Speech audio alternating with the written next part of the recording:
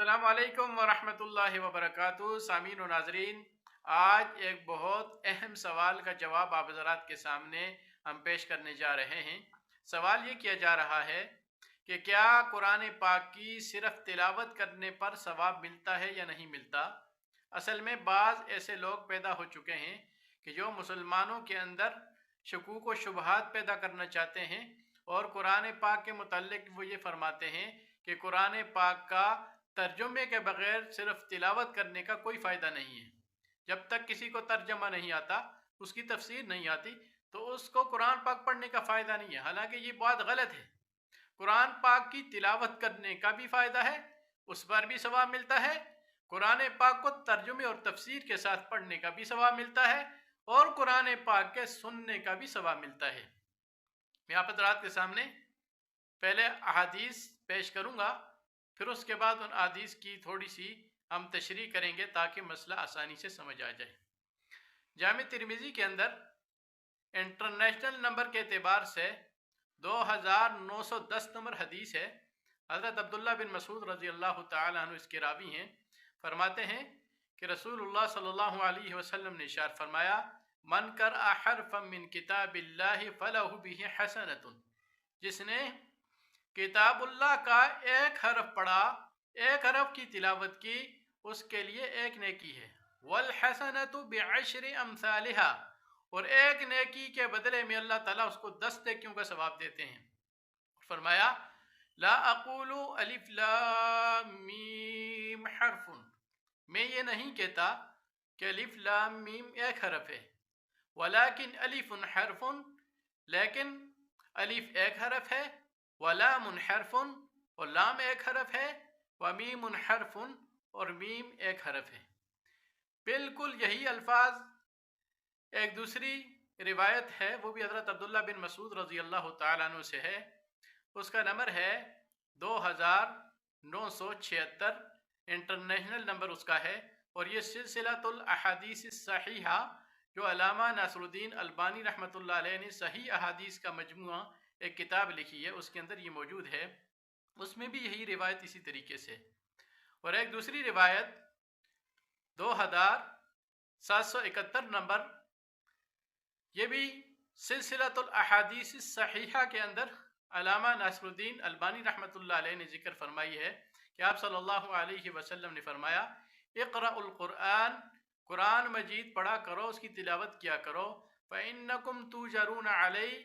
بے شک تم کو اس کی تلاوت پر اجر دیا جاتا ہے۔ انی لا اقول الف لام میم حرف،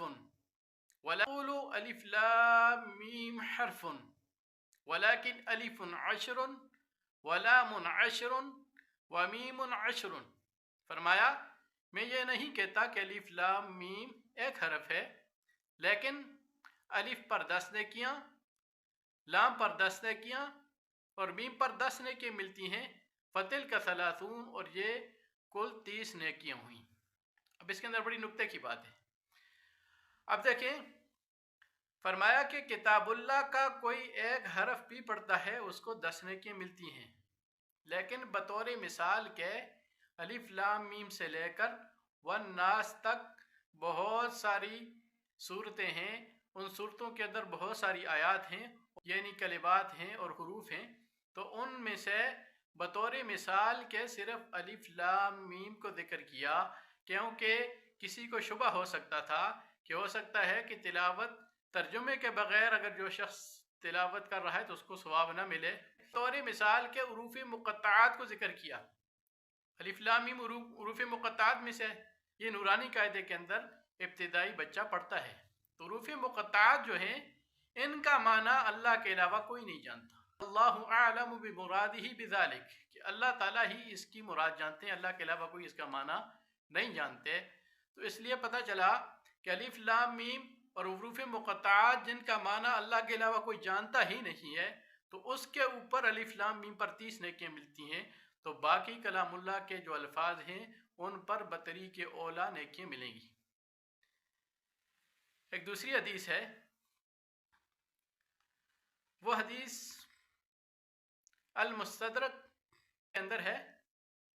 محمد بن عبداللہ الحاکم نشاپوری رحمۃ اللہ علیہ نے یہ کتاب لکھی ہے، اور اس کے اندر جو احادیث انہوں نے لکھی ہیں وہ صحیح بخاری اور صحیح مسلم کی شرائط کے مطابق لکھی ہیں۔ حضرت